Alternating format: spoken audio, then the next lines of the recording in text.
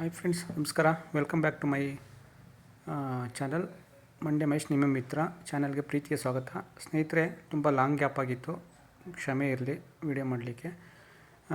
ಕೆಲವೊಂದು ಪರ್ಸ್ನಲ್ ಕಾರಣಗಳಿಂದ ಮಾಡೋಕ್ಕಾಗಿಲ್ಲ. ಸ್ನೇಹಿತರೆ, ಇಲ್ಲಿವರೆಗೆ ನಾನು ಬೇರೆಯವರ ರೈತರ ಜಮೀನಲ್ಲಿ ಹೋಗಿ ಭೇಟಿ ಕೊಟ್ಟು ಅವರ ಪರಿಚಯ ಮತ್ತು ಅವ್ರ ಬೆಳೆ ಪರಿಚಯ ಮಾಡ್ತಾಯಿದ್ದೆ. ಬಟ್ ಇವತ್ತು ನಮ್ಮ ಜಮೀನು, ನಮ್ಮ ಊರಲ್ಲಿ ಏನು ನಮ್ಮ ಜಮೀನಿದೆ, ಆ ಜಮೀನಲ್ಲಿ ಅದ್ರ ಬಗ್ಗೆ ವೀಡಿಯೋ ಮಾಡಬೇಕು ಅಂತ ನಾವೊಬ್ಬ ರೈತರ ಮಗನಾಗಿದ್ಕೊಂಡು ಯಾಕೆ ನಮ್ಮ ಜಮೀನನ್ನ ಪರಿಚಯ ಮಾಡಬಾರ್ದು ಅಂದ್ಬಿಟ್ಟು ಮಾಡ್ತಿರೋಂಥದ್ದು. ಇದು ನೋಡಿ, ರಾಯಸಮುದ್ರದ ಬೆಟ್ಟ ಕಾಣಿಸ್ತಿರೋದು, ಕಲ್ಲೇದುರ್ಗ ಬೆಟ್ಟ ಕಾಣಿಸ್ತಾ ಇದೆ. ಇದು ಮೇಲ್ಕೋಟೆ ಕಾಡಿಗೆ ಅಟ್ಯಾಚ್ ಆಗಿರೋಂಥದ್ದು. ಫುಲ್ ಫಾರೆಸ್ಟ್ ಏರಿಯಾ, ಸುತ್ತಮುತ್ತ ಫಾರೆಸ್ಟ್ ಇದೆ, ಎಲ್ಲ ಪ್ರಾಣಿ ಪಕ್ಷಿಗಳು ಪ್ರತಿಯೊಂದು ಇದ್ದಾವೆ. ನಮ್ಮ ಒಂದು ಜಮೀನಲ್ಲಿ ತೆಂಗಿನ ಮರ ಇದೆ. ನಾನು SLC ಓದಬೇಕಾದ್ರೆ ನೆಟ್ಟಿರೋಂಥದ್ದು, ಇವಾಗ ಫಲ ಬರ್ತಾಯಿದೆ.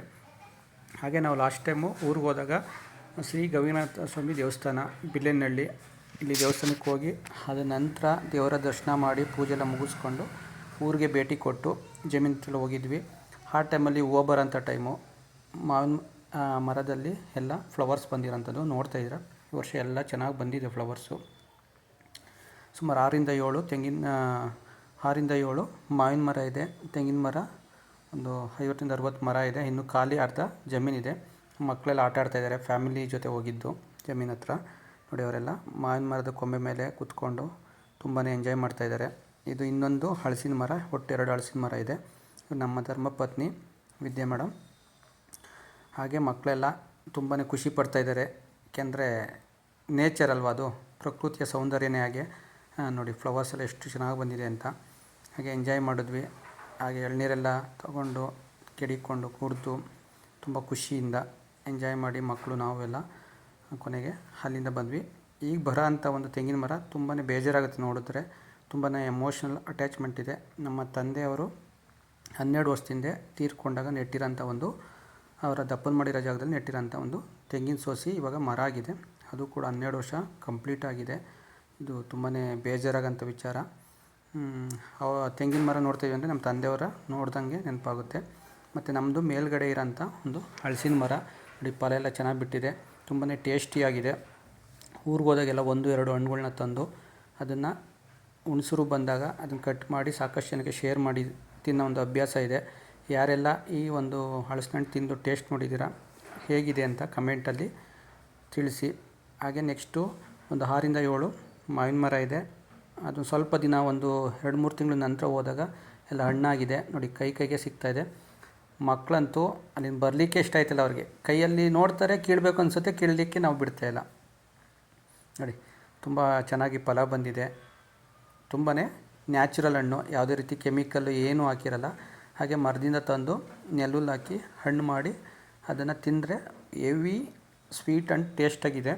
ಆ ಥರ ನಾವು ಸಿಟಿಗಳಲ್ಲಿ ಸಿಗೋಲ್ಲ, ಯಾಕೆಂದರೆ ಕಲರ್ಫುಲ್ಲಾಗಿರುತ್ತೆ, ಟೇಸ್ಟ್ ಮಾತ್ರ ಬ್ಯಾಡು. ಮತ್ತು ಕೆಮಿಕಲ್ ಎಲ್ಲ ಹಾಕಿ ಕಲರ್ಸ್ ಬರ್ಸಿ ಏನೇನೋ ಇರುತ್ತೆ. ಬಟ್ ಈ ಥರ ನ್ಯಾಚುರಲ್ ತಿನ್ನಬೇಕು ಅಂದರೆ, ನ್ಯಾಚುರಲ್ ಹಣ್ಣನ್ನ ತಿನ್ನಬೇಕು ಅಂದರೆ ಅದು ಕೂಡ ಅದೃಷ್ಟ ಬೇಕು ಅಂತ ಅನ್ಕೋಬೋದು.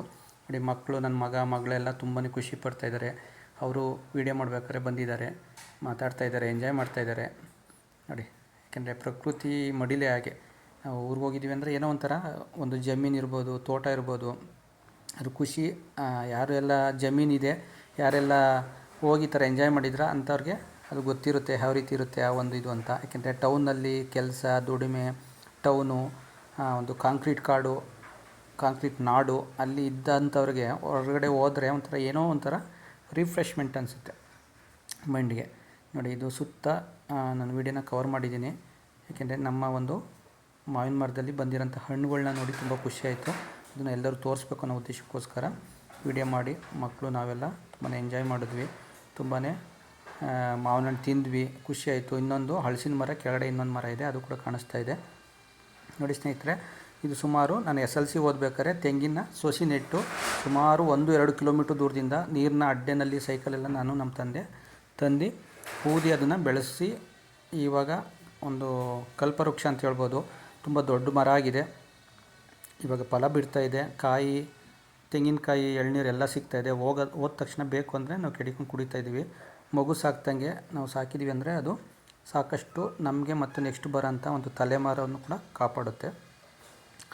ನೋಡಿ, ಇದೆಲ್ಲ ಬಿದ್ರ ಮೇಲೆ ಇರೋಂಥದ್ದು, ಕೆಳಗಡೆ ಹೊಲದಿಂದ ಮಾಡಿರೋಂಥ ಒಂದು ವೀಡಿಯೋಸು.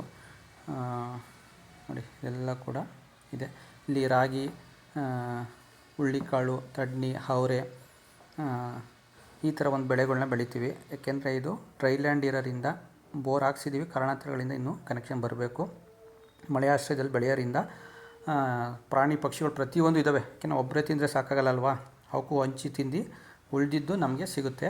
ಹಾಗಾಗಿ ಅವು ಕೂಡ ಏನು ಮಾಡ್ತವೆ, ಫುಡ್ ಬೇಕಲ್ಲ, ಬಂದು ತಿಂದ್ಕೊಂಡು ಅಲ್ಲೇ ಪಕ್ಕದಲ್ಲೇ ಕೆರೆ ಇದೆ, ಕೊಲ್ಲಂಕಟ್ಟೆ, ಅಲ್ಲಿ ನೀರು ಕುಡ್ಕೊಂಡು ಖುಷಿಯಿಂದ ಹಾರೈಸಿ ಆಶೀರ್ವಾದ ಮಾಡಿ ಹೋಯ್ತವೆ. ಅದರ ನಂತರ ಏನು ಉಳಿಯುತ್ತೋ ಅದನ್ನು ತೊಗೊಂಡು ಬರ್ತೀವಿ. ಮಕ್ಕಳೆಲ್ಲ ನೋಡಿ ಎಂಜಾಯ್ ಮಾಡ್ತಾಯಿದ್ದಾರೆ. ಈ ಒಂದು ವಿಡಿಯೋ ನಿಮಗೆ ಖುಷಿ ಅನಿಸಿದ್ರೆ ಏನನ್ನಿಸ್ತು ಅಂತ ಕಮೆಂಟಲ್ಲಿ ತಿಳಿಸಿ. ಎಲ್ಲರಿಗೂ ಒಳ್ಳೆಯದಾಗಲಿ. ಸರ್ವಜನ ಸುಖಿನೋ ಭವಂತು. Thank you. ನೆಕ್ಸ್ಟ್ ವಿಡಿಯೋದಲ್ಲಿ ಸಿಗೋಣ ಸ್ನೇಹಿತರೆ.